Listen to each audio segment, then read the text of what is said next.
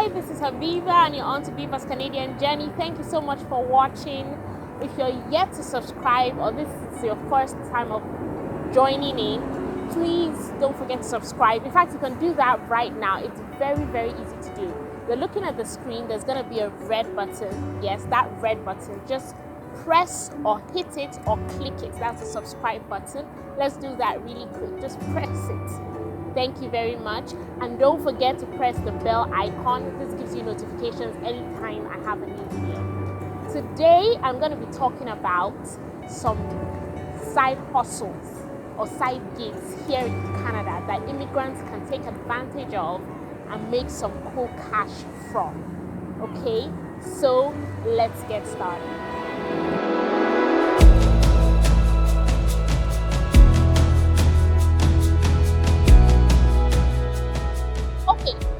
So some side hustles, and I'm going to share with you something very important at the end of the video, so you want to actually watch till the end. But let's talk about side hustles. We all know what side gigs are. You know, that thing you do on the side, aside your 9 to 5, Monday to Friday. It could be a hobby or something that you're just really good at that gives you extra cash. Okay, here in Canada, side hustles are very important. Let me share something that happened on the first day of my first job here in Canada. So it was the induction, it was the training session at the bank. And this was the first day, the induction training.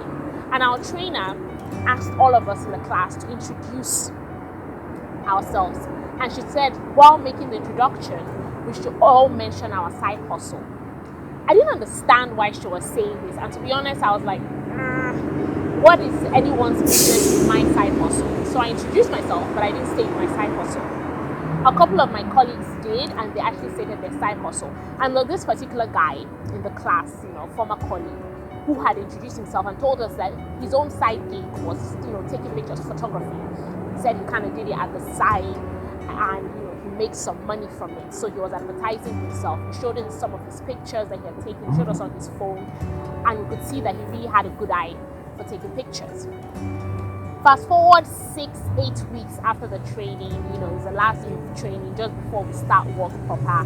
Everyone is letting their head down. And this photography dude comes up and is thanking some people in the class that actually patronized him. Some people had called him to take some pictures. And he was telling us how he had gained or earned some money from the training class from the people that had called him. So he was quite grateful. And again, he was encouraging us to share our side gigs. And I was like, wow, I didn't know that people actually took side gigs here serious. I was just about, the 9 to 5. So side gigs here are very important. Number one side gig that can earn you a lot of money, and this one I can beat my chest any day, is making hair. If you're coming from your home country and you know how to, plait hair, you know how to make braids, you know how to use the feeding extensions or what we call attachments.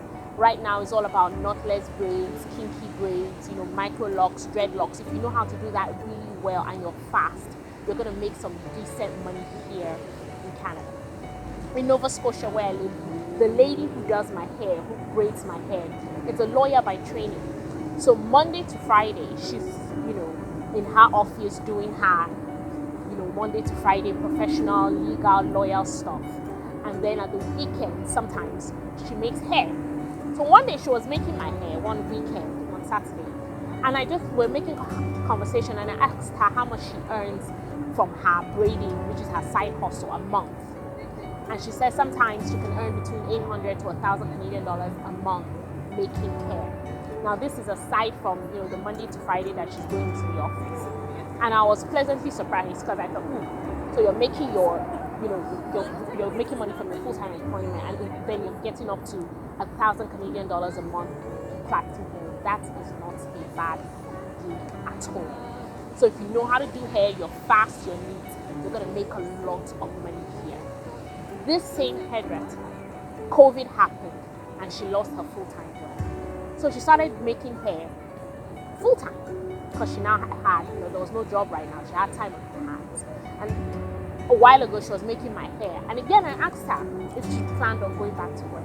She said, no, I don't plan on going back to work. She said, from this, making hair right now, I can earn anywhere between 3,000 to 3,500 Canadian dollars a month, depending on how many people she can fit in. And she said the fantastic thing is that making hair, she does it at her own time, on her own time, in the comfort of her home. So people come to her home and she does it whenever she wants to do it. She doesn't have to wake up and, oh my goodness, I have to catch the bus or drive to work. So she says, I'm not going back to work anytime soon. So, this is something that will definitely, fetch you some cool cash. And now it's her full-time gig. Okay. Number 2 is photography. I already talked about my former colleague in the bank, doing the photography and stuff. So people just have a good eye when it comes to taking pictures, not me. Anytime I take pictures, my husband is always complaining that I've caught somebody off the frame, or I'm taking pictures towards the light or against the light. I can't do it to save my life, but some people actually do a good job. Let me tell you about an immigrant here in Nova Scotia called Phoebe. Phoebe is a good friend of mine. Phoebe migrated to Nova Scotia with her family in 2019. About the same time my family and I came here. We didn't know each other from Nigeria. And we started work about the same time, and then COVID happened. The kids are at home, no one is going to work full-time again. And so one day we're just having a discussion about, how we can start making money on the side, from a hobby or something we're skilled at. This was about the time I started talking about Biba's Canadian journey. This was about the time, I was still planning things. And she told me, that she has a flair for photography. She said back home, she used to take pictures as a hobby. And we were just talking, bouncing ideas off each other. In a couple of days, she called me and she said, Habiba, you know what? I just, ordered for a professional camera online. I'm going to take this serious. She registered for some, editing courses online, some photography certificates online. Some were free, some she paid some money for. And before I knew it, she had just started. She made complimentary cards. She was going around hospitals, businesses, just advertising herself and telling people about her photography business. She opened an Instagram page, put some pictures up that she had taken, and this is how business started. Right now, if you want to contact Phoebe for a gig, you have to give her notice in advance, because she's one of the well-known photographers here in the province. You can check her out on Instagram. Her handle is the Muse, M-U-S-E, by Phoebe. She's amazing. This is something that just started as a side discussion. And right now, it's not even a side gig. It's a full-time gig. And it's getting her some serious money. So something for you to consider if you're skilled in photography. Another side hustle that immigrants make a lot of money from here is some communication and IT jobs. So if you have skill as a graphic designer or as a web developer, you can make some cool cash here in Canada. The truth about it is the majority of organizations need graphic artists.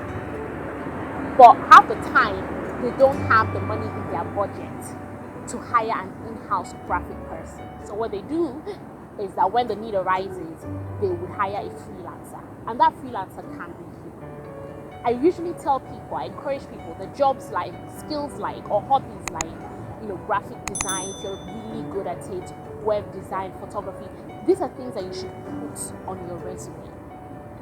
Even if you're coming here and you want to work as a doctor or as a banker or as a teacher, please put these things, these skills on your resume. It's not going to hurt you to do it. And who knows, that might be the distinguishing factor between candidate A that gets a job and candidate B that doesn't get the job. Take a teaching job, for example. You qualify, you have those skills, and then they see on your resume that you have skills in graphic design. You're likely to be picked up because schools are usually sending out leaflets, making posts on social media, and now they have a teacher who can teach, who has the skills in that regard, and also has the extra zazz as a graphic designer. You're gonna be hired. That's the truth, because the organization is gonna be getting 2 for the price of one. Okay, so it's going to be for your advantage. So something to consider. And the thing about graphic design or web design is that you don't need to be in the same vicinity or location as your client. There's an amazing graphic artist here in Nova Scotia. I was talking to him the other day. He was telling me how majority of his clients, he does graphics, as his side hustle. And he was saying majority of his clients are not even in the province. They're outside the province. He still has some of his clients from his home country. So jobs like this, you don't need to be in the same location. All you need to do is advertise yourself on social media. On Instagram, it's free. On LinkedIn, you get your clients, and you just communicate via email, via social media. Simple. And a lot of immigrants are doing that freelance and making some good cash from it. Number 4 is working as a translator. Canada is a multicultural society. That's the truth. A lot of people are coming into Canada. Canada's borders are open. Canada is very immigrant friendly right now. And some of the people that are coming, English or French is not their first language. So translators are needed to bridge that gap. Middlemen are needed. Translators are very, very necessary here. Government organizations, immigrant settlement providers are always in need of translators.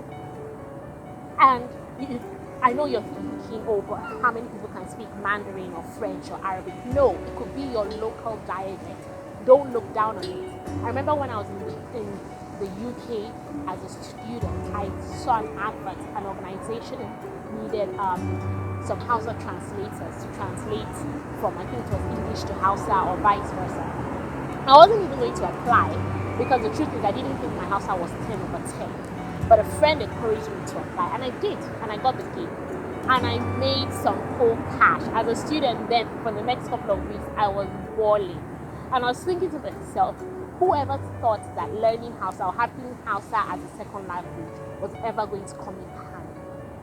So it could be your local dialect. Please don't look down on it.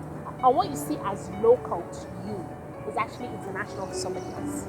You can also put that on your resume. It might just come in handy. And it should be seen as a skill. And anything seen as a skill here will actually get you money. And the last side hustle, and this I see a lot of immigrants, especially international students, taking advantage of this, is driving. You can make a lot of money from it. And when I say driving, I don't just mean working as an Uber driver, taking someone from point A to point B. Right now, because of COVID, a lot of things are changing. Take, for instance, Nova Scotia. We're currently in our 3rd lockdown. So organizations like restaurants are closed for seating and dining, but they're open for takeout and delivery pickup. And the truth is, people are going to continue ordering food. They're going to continue eating. So a lot of delivery drivers are in high demand right now.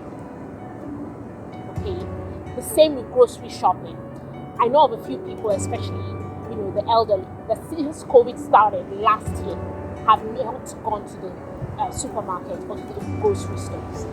What they do, and to be safe, is to sit in the comfort of their homes, go online, order their grocery, put it in a cart, and have someone deliver it to them. And obviously, they're paying for that service.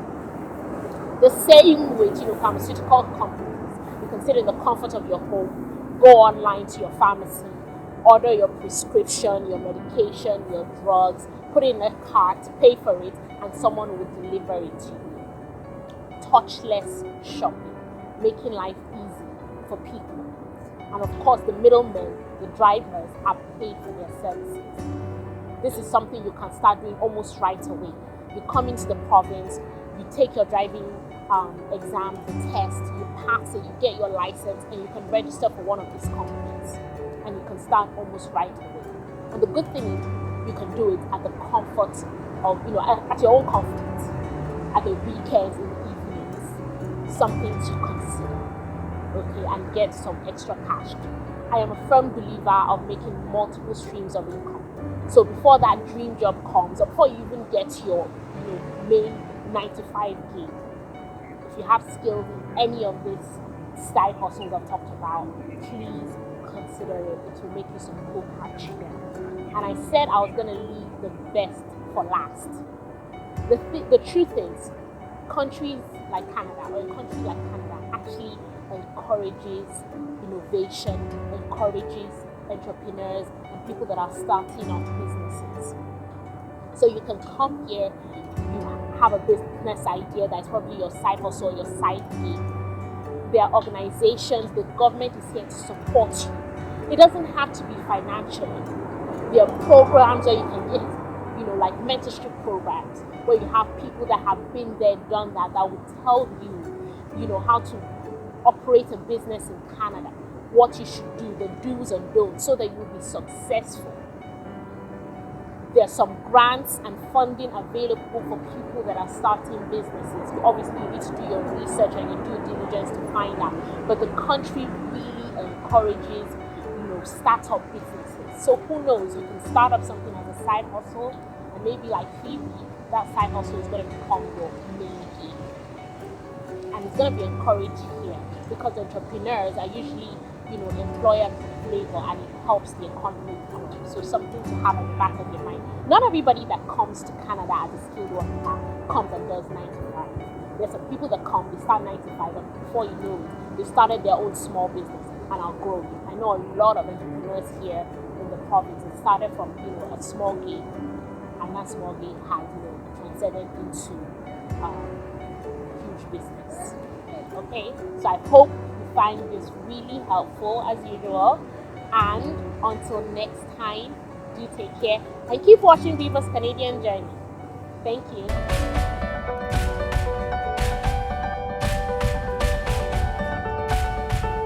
Hi, my name is Biba, and